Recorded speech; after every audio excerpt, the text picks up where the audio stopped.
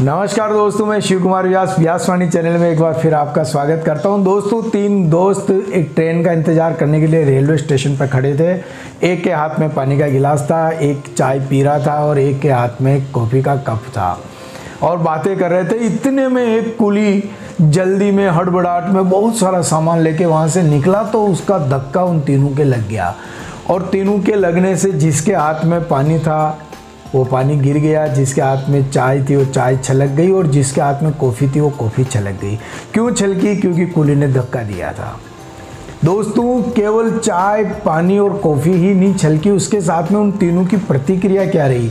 जिसके पास कॉफ़ी का कप था उसने कहा, ओ अंधा है क्या, देख के नहीं चल सकता क्या, इतनी जल्दी में कहाँ मरने जा रहा है और तेरी औकात नहीं तो इतना सामान उठा के क्यों लेके जा रहा है।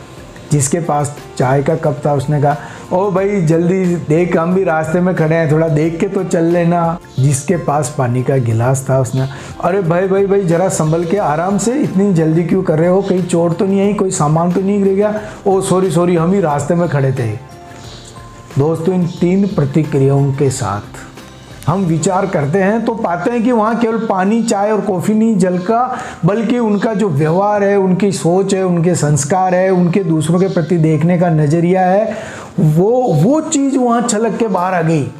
ज़िंदगी में हमें भी ऐसे कई बार धक्के लगते हैं और उन धक्कों के साथ हमारे मन से, हमारे मस्तिष्क से, हमारे व्यक्तित्व से और हमारे चरित्र से क्या क्या छलक जाता है हमें पता ही नहीं होता है। और छलकता वो है जो हमारे मूल में होता है, जो हमारे स्वभाव में होता है, जो हमारे संस्कार में होता है। दोस्तों, जीवन में जब धक्के लगते हैं तो हमें विचार करना चाहिए कि क्या छलक रहा है। हमारी क्षमा, करुणा, धैर्य, मौन, सकारात्मकता, मानसिकता, मानवता, गरिमा, सहिष्णुता, स्वभाव, सौहार्द, शिष्टाचार, अथवा क्या छलकता है क्रोध, घृणा, वैमनस्य, द्वेष, नकारात्मकता, गुस्सा, पागलपन, चिड़चिड़ापन। इस पे विचार करने की आवश्यकता है। अतः हमारे मूल को पहचानने की आवश्यकता, हमारे व्यक्तित्व में, हमारे चरित्र में इस प्रकार के संस्कार होने चाहिए कि जब जीवन में कोई धक्के लग भी जाए तो वो निकले जो हमारा वास्तविक है, वो निकले जो एक मानव होने के नाते हमारे से निकलना चाहिए, जो अच्छे गुण हैं वो प्रकट होने चाहिए। दोस्तों, एक राजा के दरबार में एक विद्वान पुरुष आया और कई भाषाओं में पारंगत था और इतना पारंगत था कि कोई भी उसकी वास्तविक भाषा, मूल भाषा या मातृभाषा को पहचान नहीं पाता था। वो राजा के दरबार में जाके उसने चुनौती दी कि मैं सभी प्रकार की भाषाओं में पारंगत है, सभी प्रकार की भाषाएं उसने बोल के प्रकट करके बता दी और कहा कि जो भी मेरी वास्तविक भाषा को पहचान लेगा, अब तक मैंने जितना भी कमाया हुआ धन है मैं उसको दे दूंगा और मैं अपनी हार स्वीकार कर लूंगा। दरबार में एक गर्म पेय पदार्थ चल रहा था।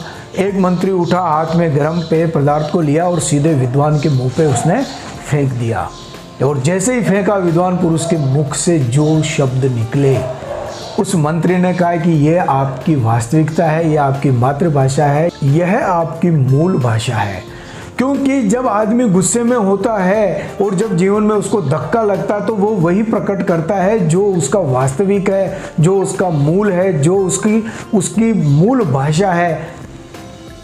तो उस विद्वान ने क्षमा मांगी और अपने जितने भी अपशब्द थे वापस लिए और कहा कि वास्तव में आपने सही पहचाना कि मनुष्य को जब धक्के लगते हैं या मनुष्य पे जब चोट पड़ती है तो वो वही प्रकट करता है जो उसके अंदर है, जो अंदर जैसे भाव है वो ही प्रकट करता है। अतः दोस्तों, देखते रहे व्यासवाणी और अपने भावों को बहुत ही परिमार्जित करें, अच्छे रह के, और तुरंत किसी भी क्रिया पर इतनी ज़्यादा प्रतिक्रिया नहीं करें कि हमें शर्मिंदा होना पड़े, जीवन में पछताना पड़े। अपनी वाणी और अपनी भाषा और अपने चरित्र और अपने व्यक्तित्व से एक आदर्श प्रस्तुत करो।